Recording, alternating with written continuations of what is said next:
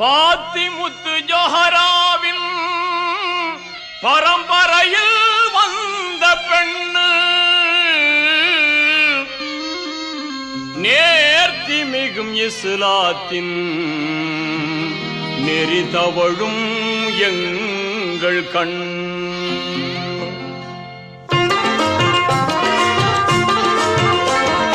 தீன்குல கண்ணு எங்கள் திருமறை பெண்ணு, தீன்குல கண்ணு எங்கள் திருமறை பெண்ணு, மாண்புகளை காத்து நிற்கும் மஹ்ஷரின் கண்ணு.